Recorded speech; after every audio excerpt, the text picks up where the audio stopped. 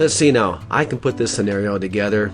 A dark stage, a couple of beers, guitar on a stand, leave the guitar plugged in, and voila, we have a broken peghead. And the customers that come in with a broken pegheads are really heartbroken, but the good news is that they can be repaired and they'll hold just fine as long as you don't do something to break them again. In this case here, it's a black guitar, and the peghead's severed completely off, and you can also see it's fractured back in underneath the fretboard, but it still can be repaired quite easily. I'm going to go ahead and pop the tuners off and take the truss rod nut and the truss rod washer off so that I can get in there. I'll mix up a little West Systems epoxy, and I'll work it down into that crack, opening it up a little bit and pushing it into the opened severed areas on the neck and on the peghead.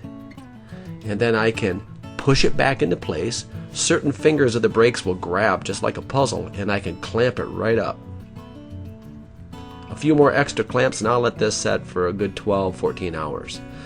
I'll come back and clean up this slot where the binding used to be, and it's gone. I don't have it, so I'm going to have to make all these pieces.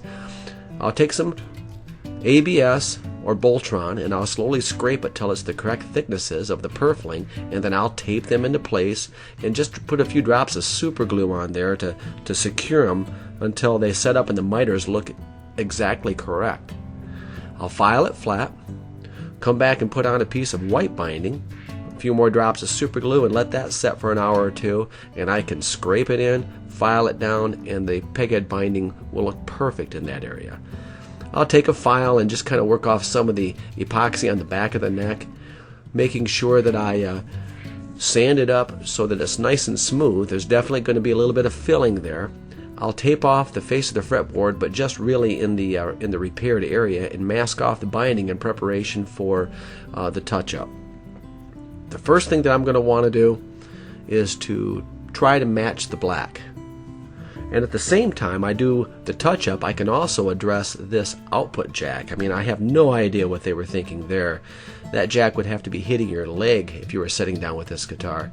I'll just take a Forstner bit, clear that hole out, glue in a nice hard plug that I turned down just for this. Super glue is definitely what I'll be using here. It's a great glue for a repair like that. And I can also plug those extra holes. I'll just simply saw it off with a flush cut saw, and then take some sandpaper on sticks, 180 grit and then 240, and take it down until it's flush. And there we go. It's plugged and ready for the touch-up. I'll mix up a little black paint, touch up the back of the peghead, also touch up the area where I repaired the plug on the bottom bout of the guitar. I'll remove the tape off the bindings, scrape up any areas where the black may have spilled over onto the bindings to make sure it looks perfect.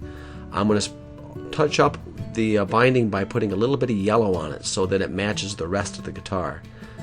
Even the pearl on the face of the peghead needed a little bit of yellow. Then I can sand it after I apply a few clear coats, buff it out, and it looks perfect.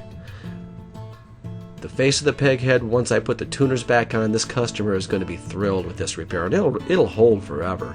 I'm just going to cut a new nut and give it a setup, and I'm just really happy with the way this came out. Both the front and the back looks exactly right. And even the bottom bout of the guitar, I didn't even tell the customer I was going to do this. I just did it as a freebie, and he's going to be thrilled.